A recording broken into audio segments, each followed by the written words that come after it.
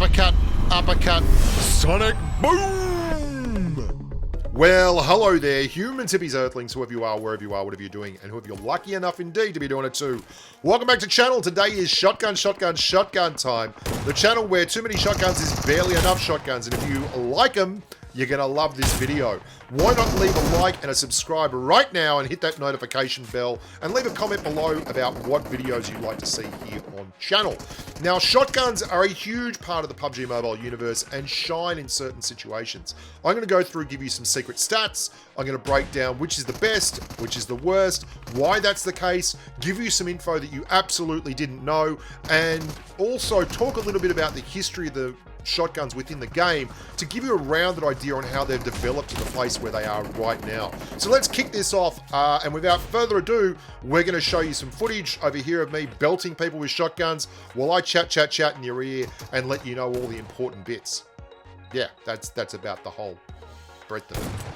Let's talk attachments, and they are the most important things for altering the performance of the shotguns. And there's only really two of them that you need to worry about. The first thing to worry about is the choke, and the next one is the duckbill. Now, not every shotgun can mount every attachment. The S686 can only mount the choke, along with the XM1014, and the pump-action shotgun can mount both the choke and the duckbill. The S12K, on the other hand, can only mount the duckbill. Now, this is the standard shotgun spread. It's absolutely random. It's everywhere. This is the duckbill. You'll note that the duckbill squeezes it in at the sides and makes it more vertical.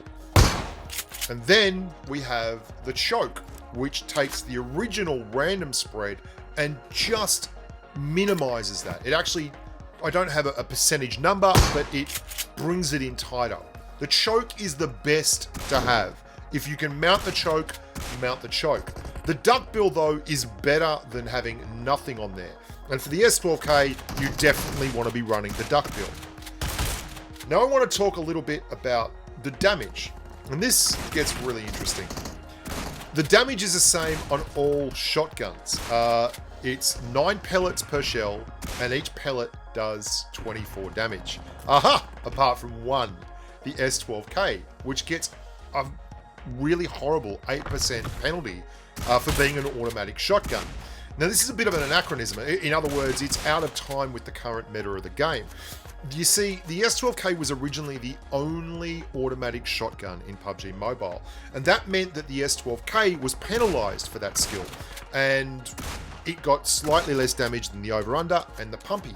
However, since then, we've had the DBS come into the game as an airdrop weapon, and we've had the XM1014, the monster gun from Livic, come into the game as an auto shotgun. And both those weapons have 24 damage pellets. And this is a bit weird because the XM1014 also has 7 base rounds, whereas the S12K only has 5 base rounds, and in fact needs an extended magazine to get more rounds in there and become a true competitor with the XM1014. So I was really surprised when going back and looking at all the stats that they've never upgraded the S12K. Now let's do a little bit of myth busting, and this is going to be fun. There is a real thing with shotguns where pellet spreads are random, but they're not improved by ADSing. ADSing, or aiming down sights, scope, when you zoom in and press that zoom button, you look straight down the iron sight and you can see that it doesn't help with a shotgun. Apart from one shotgun. The XM1014 is broke AF. Let's have a look at this, and I'm going to show you something crazy. This is the S12K. You can mount a 4X on this. You can clearly see at 20 meters, the spread is insane when it ADSs. The spread on the, this is pretty crazy, XM1014. Let's look at that. Oh, that looks a little more accurate. To make it clearer for you, this is the XM1014 un-ADS'd and the XM1014 ADS'd. It actually gets an improved spread pattern when you aim down sights. I don't know why. It makes no sense logically.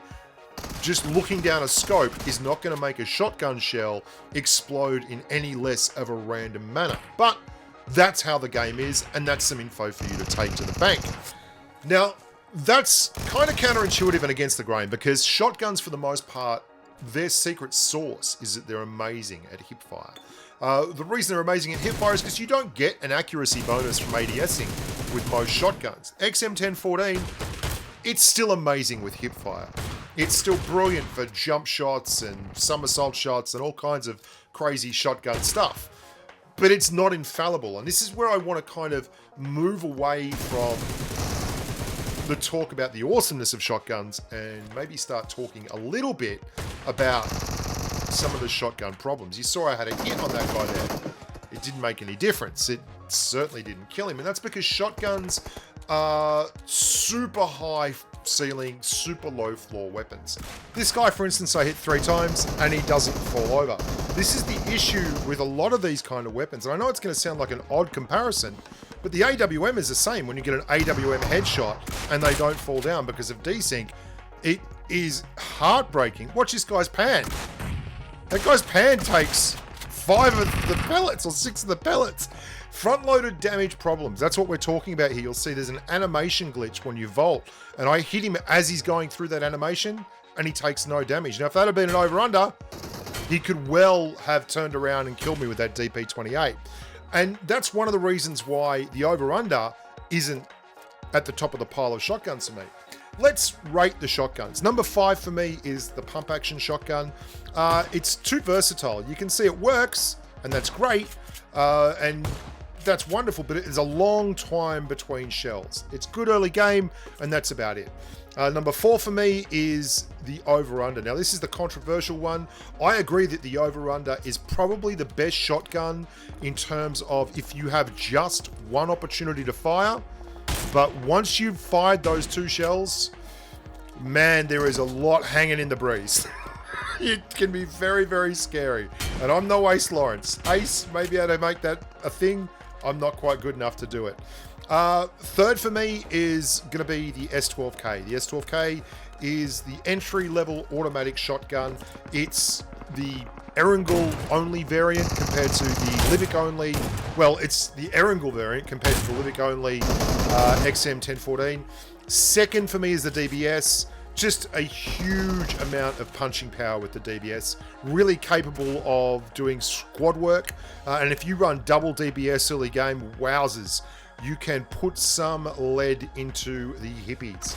And obviously the winner is the XM1014. The fact that it's only available on Livic doesn't change that for me. Oh. Shotguns. They're the most exciting close quarters weapon, I think, in the game. They are absolutely a lot of fun.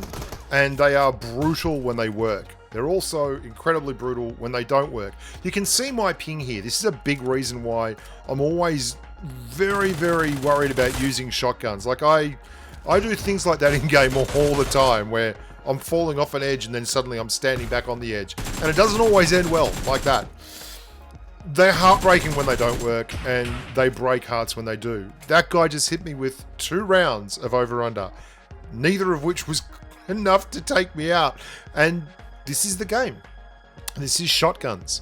Incredibly fun, but requiring a whole lot of skill to use well. I must say, in close quarters combat where things are moving around at lightning speeds, you have to have your settings correct and you have to be very, very good at tracking targets. And I actually improved my shotgun work through the roof by playing Hangar with an XM1014. Playing an XM1014 in TDMs will make you a better CQC player and will make you a much better shotgun user. Thank you so much for watching, guys. Thank you for being part of the channel and thank you for supporting me with your views. If you would like to subscribe, that'd be great. If you're not subscribed already, if you think the content's worth sharing, please share it. And if you want to turn up to the streams and even play in the live streams, it's patreon.com/thebushka to join the Patreon community. We play in the live streams together, do the scrims together, and we play off stream a lot as well. Until next time, guys, I really do appreciate it. And there's going to be a big sniper video coming out this week, so look out for that. We're going to be doing a lot of stuff on the ins and outs of sniping, not just great looking shots, and although there'll be plenty of those, and filthy, you know, meme-worthy rips out of cars. I'm talking about the stuff where I've gone in and broken down 26 minutes worth of clips, just clips, and looked for the defining characteristics that turned them into victories and success stories. And I've put those, distilled them down into words, and I'm going to throw them at you in a sniper rules video. Look after yourself, stay safe on the battlefield, and as always, bye for now. Bye. Da-da-ba-doo, da-ba-da-ba-doo.